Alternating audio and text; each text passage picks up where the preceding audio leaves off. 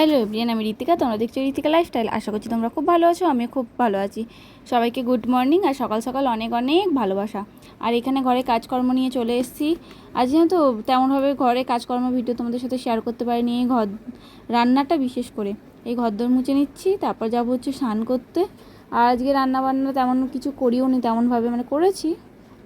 আর বলেই দিই, তারা যে রান্না করেছিলাম ডাল, পটলের তরকারি আর করেছিলাম বাঁধাকপি, এই হচ্ছে রান্না। আর এখানে স্নান করে চলে এসেছি, প্রচুর জামা কাপড় ছিল, ওইগুলো ভাঁজ করবো বলে। আর জানো তো বন্ধুরা, যে অনেক দিন পর গেছিলাম বাপের বাড়ি, অনেকটা দিন পরই গেছিলাম বাপের বাড়ি। যে ভেবেছিলাম একাই যাবো, তারপর গেল বান্টি, দুজনে মিলে গেলাম। সন্ধ্যেবেলা গেছিলাম, অনেকটা দিন গিয়ে বেশিক্ষণ থাকিনি, চলে এসেছি 9টার সময় চলে এসেছি। গেছিলাম কটা 6টা নাগাদ গেছিলাম। মা অনেক দিন ধরেই বলছিল কবে আসবি কবে আসবি, যাওয়ার তেমনভাবে হয় না, ওই জন্য চলে গেলাম আজকে। বেশ ভালোই লাগলো সবাই মিলে একসাথে। আর হচ্ছে না তো, অনেক দিন পর মায়ের হাতে রান্না খেলাম, অনেকটা দিন পর। মা চাউ করেছিল, মা বলছিল রাত্রিবেলা খেয়ে দিয়ে যান। বললাম না, আজকে আর খেয়ে দিয়ে যাবো না, অন্য সময় এসে থাকবো।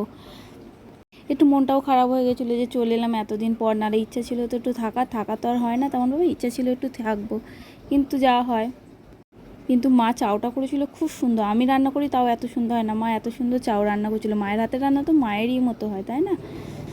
সে যেমনই হোক, কিন্তু খুব সুন্দর চাউটা করেছিল। আর আমার মা কি বলতো, একটু আস্তে ধীরে কাজ করে, কিন্তু যে কাজটা করে একদম পরিষ্কার আর খুব ভালো, রান্না বান্না যাই বলো। আর এই শাড়িগুলো জানো তো, সব দিদির বাড়িতে ছিল, ওইগুলোই নিয়ে এলাম, সব নিয়ে এসে ভাঁজ করে এবার আলমারিতে ঢোকাচ্ছি। এইগুলো সব ব্লাউজ বানাতে দিয়েছিলাম।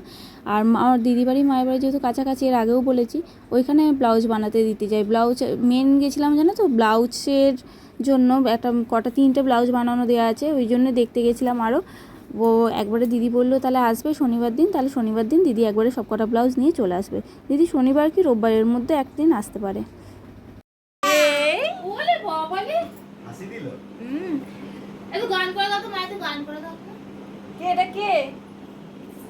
দেখছো বানকে দেখছো, বানের অত বড় বড় চুল। একটু হাসি, একটুখানি কথা বলো, একটু কথা বলো বলো।